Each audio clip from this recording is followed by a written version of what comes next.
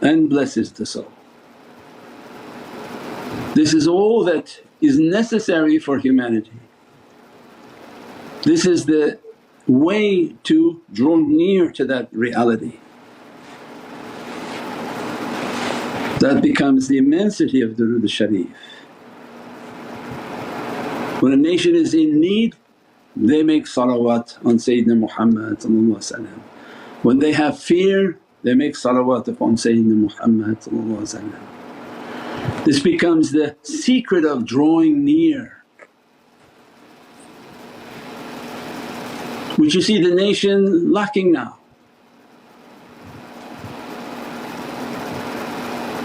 When they make their call, it's not Durood al-Sharif upon Sayyidina Muhammad. They call directly to Allah. They left out the portal, they left out their greatest means into Divinely Presence. They left out the greatest gift from the Divinely Presence, the greatest mediator, the one whom takes your case and brings resolution and representation from Allah. You don't hear them making salawat. Imagine a nation that every time they faced a difficulty or fear they began majlis as-Salih ala Nabi. The fire would be all around them and they would enter into that Divinely flame because the flame would be present with them. Allah would be present with them. That would be a nation with immense power. This is the key and the power for the nation.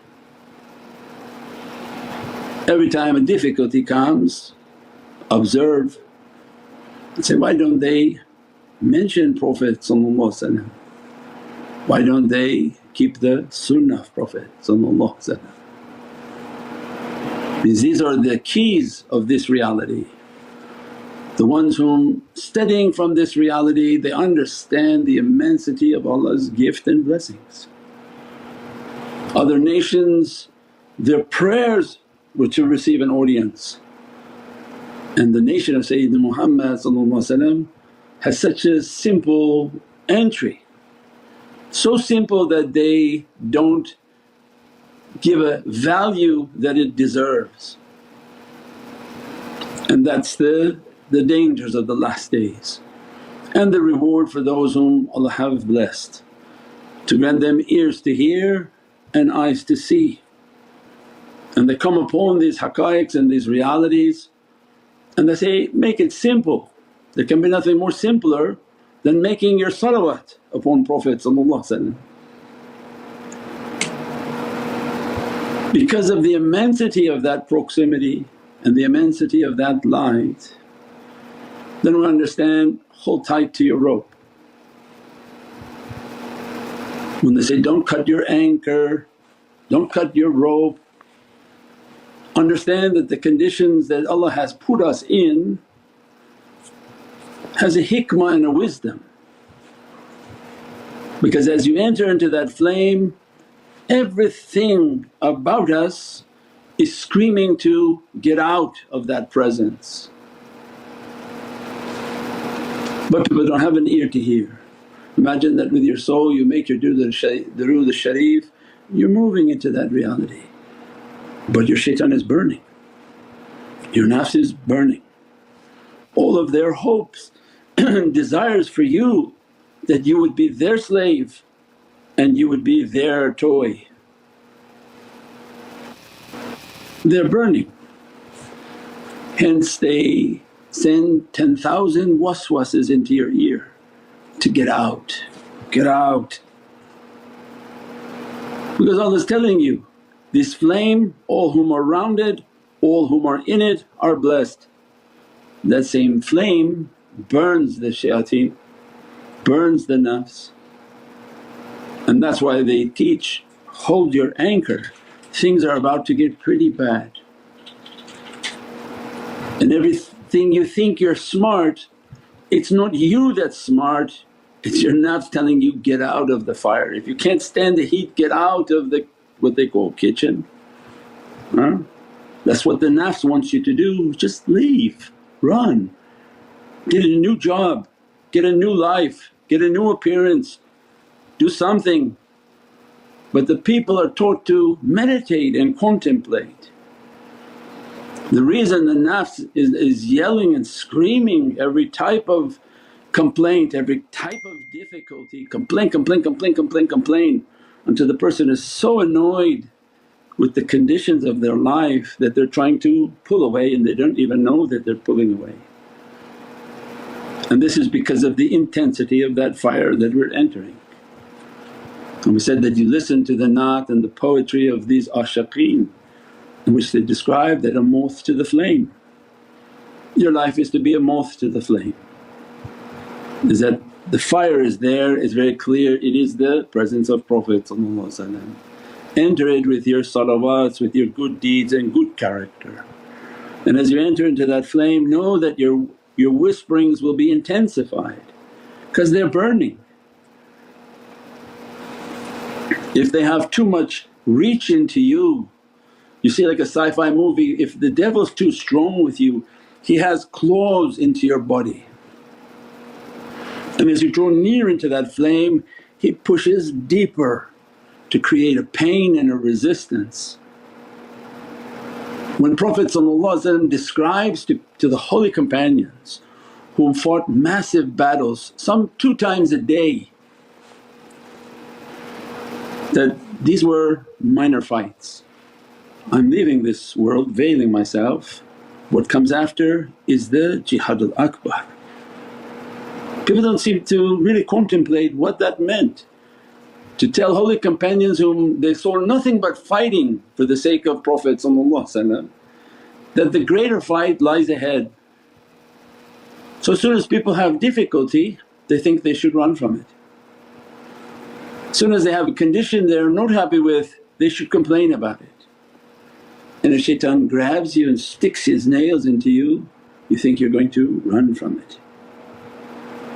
But this was supposed to be the great fight. He didn't say it was going to be easy, he didn't say that you're just going to declare your Islam and you'll be victorious, but that it's an immense battle. So those whom are suffering from difficulties, that the shaitan doesn't want to leave them alone. This is all from the talk from the night before because people don't seem to see how that's useful in everyday life. When you want to cut the chain and gnaw away at your anchor, trying to lift your anchor out because a certain condition in your life is not comfortable for you. Instead of worrying about how to change that condition, asking for prayers that this is hard, this is hard, why don't you focus on why that condition is there? If a shaitan is attacking you, the relief is not only in asking the shaykh's du'a, the relief is in learning how to fight that devil. What is the shaykh supposed to do for you? Give all the tools for you but he can't take your path for you. He gave all the tools for you, then why you don't make your connections stronger, make your focus more clear, make your durood and your salawats stronger. Means go back through all your practices. So we give now an analogy, you're taught all these lessons, you sit in your house and a shaitan came right through your door or through a window. Say, call the shaykh, shaitans are coming through my window. And okay, now what? But he gave the tools for you to keep looking at your house and your heart, because the house is synonymous with the heart. Then what's wrong in your house? Oh, maybe the windows are not secure, maybe my door's not secure, maybe the system around the house doesn't have enough lights, it's too dark in one corner, some shaitan could be playing there. As an analogy, they keep inspecting their premises because they've been taught they're rijal. They're not looking for babysitting, we're not looking for someone to take our path, we want to be taught how to fight on our path. So every time a difficulty comes, the believer sits and contemplates, how I got attacked, how this energy is coming towards me, how is this difficulty happening, my connection has to be stronger. So I thought it's very strong, well apparently not, it has to be stronger. All of the teaching has to be understood, all the drink, the food, everything has to be with du'a, cut out anything suspicious. All of these practices you live the life like a shaykh. They saw the Muslim president, pious one, sitting in an event and somebody brought something for him to drink. He looked at the person bringing it, he didn't touch it. He saw his son come, then he took the cup and drank it. Means he's vigilant that someone may try to poison him. Don't be heedless in life. So it means in our life, in our everyday, you watch what you eat, you watch what you drink, you watch all your practices and all your energy, all your everything that we're taking in our lives has to produce a positive energy. We're not talking about being poisoned, these are analogies. That look, a dunya president who's pious, how much they're vigilant. But normal people in training are heedless.